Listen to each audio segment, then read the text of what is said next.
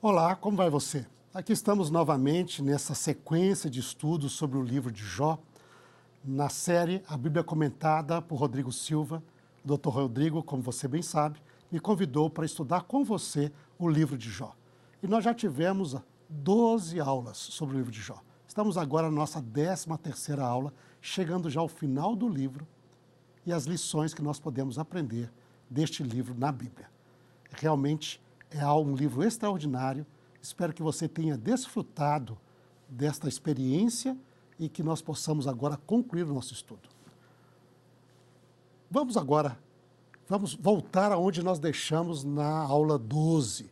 Nós estamos no último discurso de Jó, quando ele, então, em resposta ao seu amigo, ele faz 3 discursos. Aqui é a última vez que ele fala. Lembra que Zofar não fala mais, já tinha perdido a esperança de falar com Jó. Ele faz 3 discursos nos últimos capítulos aqui que estão. E nós estamos, então, no capítulo de número 35, não é?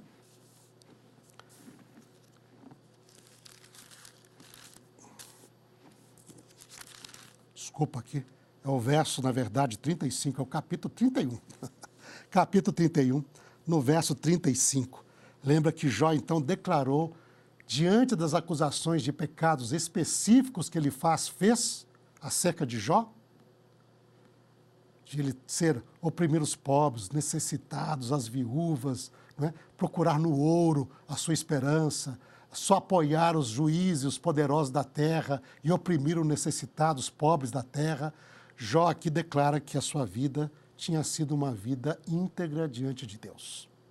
Tanto na parte moral, na parte econômica, na relação com os necessitados e os pobres, sempre foi ele alguém que ajudou e cuidou dos pobres, das viúvas, dos órfãos, não é? E que ele nunca pôs a sua esperança no ouro, ainda que ele fosse um homem rico, isso não era de valor para ele, e que ele sempre seguiu a Deus no íntimo do seu coração. Ele diz, se não foi assim, que Deus arranque o meu braço, que Ele julgue sobre mim, que Ele realmente traga um juízo terrível sobre a minha vida. Ele termina falando, não é? Tomara eu tivesse quem me ouvisse. Os amigos dele não ouviam. Já nem conversavam mais com ele. Diz, aqui está assinada a minha defesa. Que o Todo-Poderoso me responda. Que o meu adversário, o meu inimigo, aqui referindo-se a Deus, escreva a sua acusação. Então eu vou aceitar. E assim nós terminamos esse momento no livro de Jó, esperando agora uma resposta divina para Jó. Mas a surpresa é que, em vez de Deus, quem aparece na sequência é um personagem que nós nunca tínhamos ouvido falar dele até então. Eliú. Eliú. Quem é Eliú? Quando nós lemos o texto do capítulo 32 ao 37, nós vemos que Eliú foi um jovem que ficou sentado ali junto a Jó e os seus amigos, ouvindo o debate entre eles. E agora, quando ele ouve essa palavra de Jó, a sua defesa da sua justiça, ele se enche de ira e vai defender a Deus contra as palavras de Jó. Em vez de Deus, aparece um outro homem. E o nome dele, Eliú, quer dizer, este é o meu Deus. Eli, meu Deus, quer dizer este. Este é o meu Deus. E nós temos aqui uma perspectiva da visão de Eliú. E quando nós lemos o texto, o que ele fala? E aí, diz capítulo 32, verso 1. Convido você, abra sua Bíblia. Leia o texto de Jó, capítulo 32, a partir do verso 1. Diz, cessaram aqueles 3 homens de responder a Jó. Elifaz, Bildade e Zofar, os 3 amigos de Jó. No tocante ao se ter ele por justo aos seus próprios olhos. Então se acendeu a ira de Eliú, filho de Baraquel, obusita, da família de Irão, acendeu-se a sua ira contra Jó, porque este pretendia ser mais justo do que Deus. Para Eliú, o que Jó falava ele era mais justo do que Deus, porque Deus estava julgando Jó, ou punindo Jó de maneira injusta ou sem razão alguma para puni-lo daquela maneira.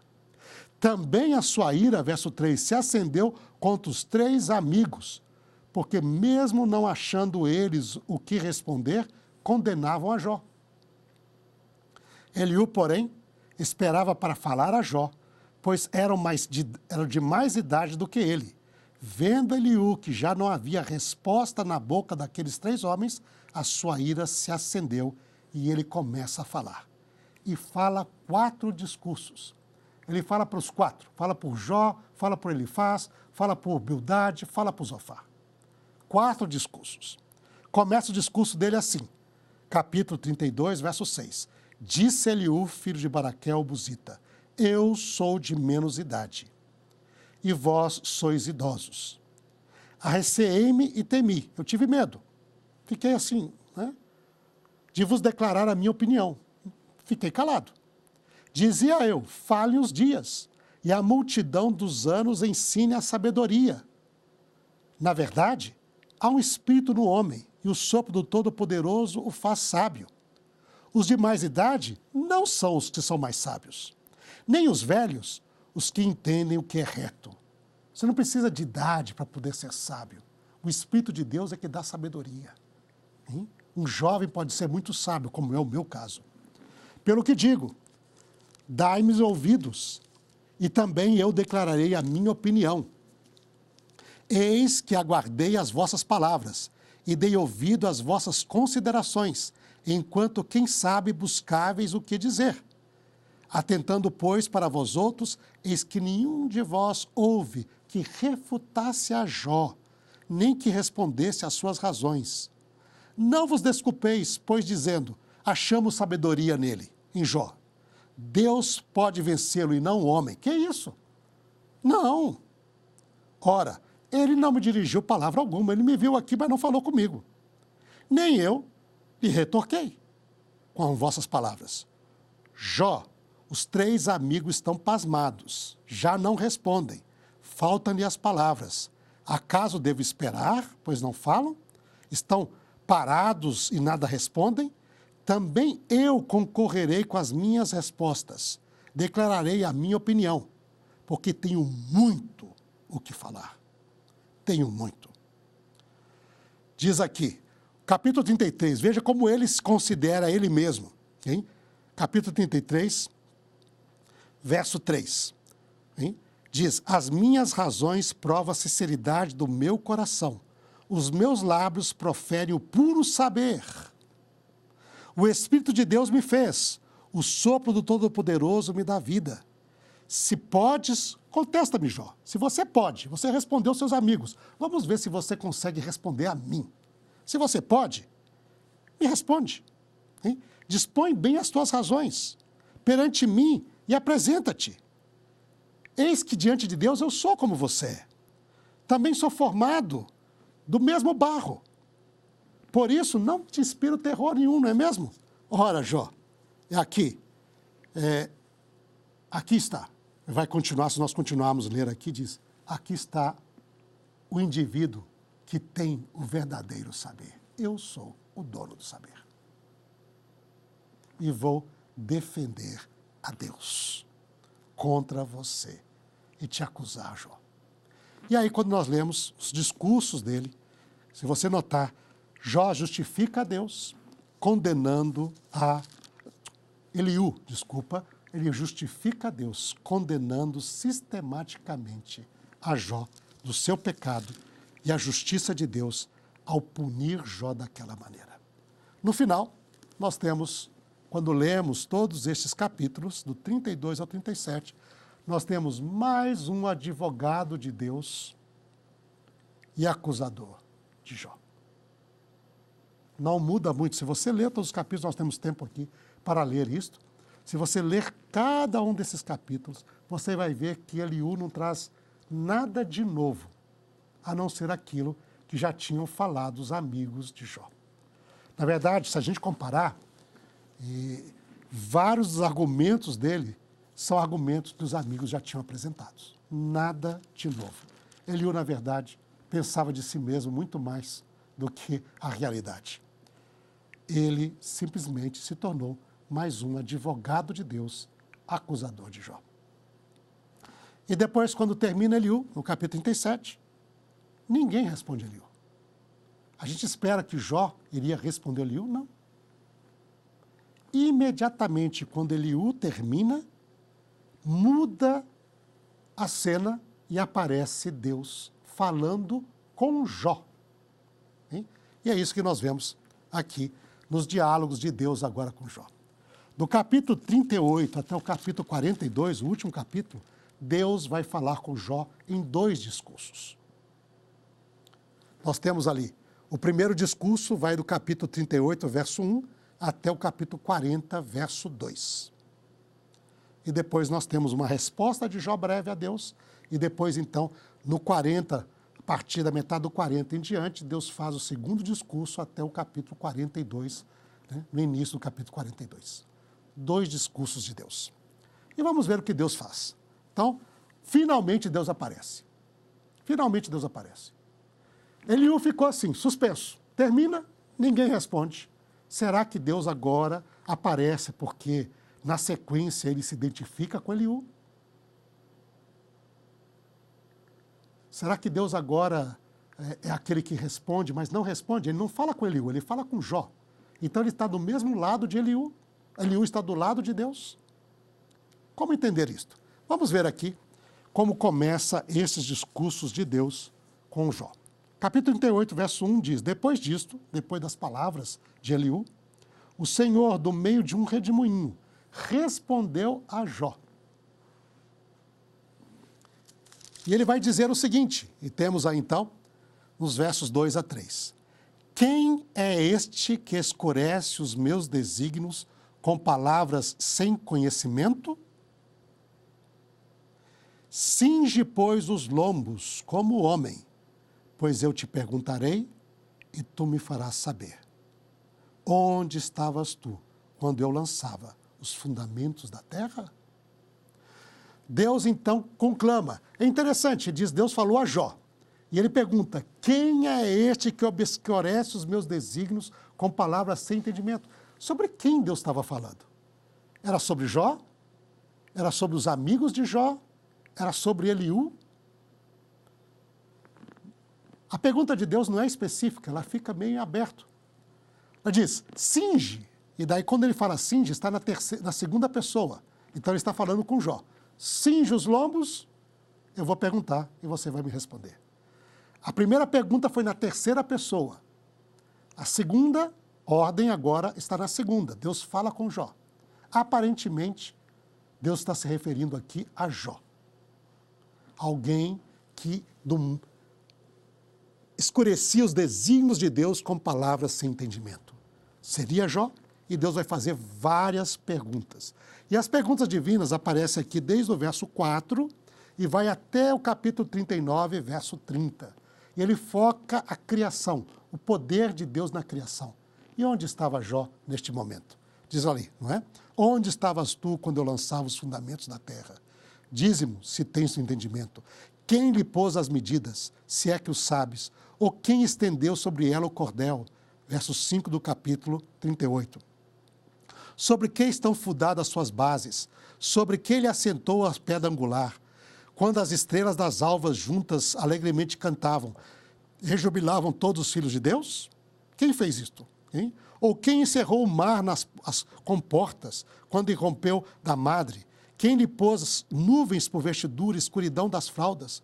Quando eu lhe tracei os limites, quando lhe pus ferrolhos, onde você estava? Foco na criação, no poder de Deus, mantenedor de tudo, criador, é aquele que mantém todas as coisas. E então diz, onde estava você? E essas palavras de Deus enfatizam a ignorância de quem estava ouvindo. E quem estava ouvindo? A quem Deus estava falando? Jó. Jó. E aí nós temos, Deus faz uma interpelação no finalzinho. E ele vai dizer assim, capítulo 40, versos 1 e 2.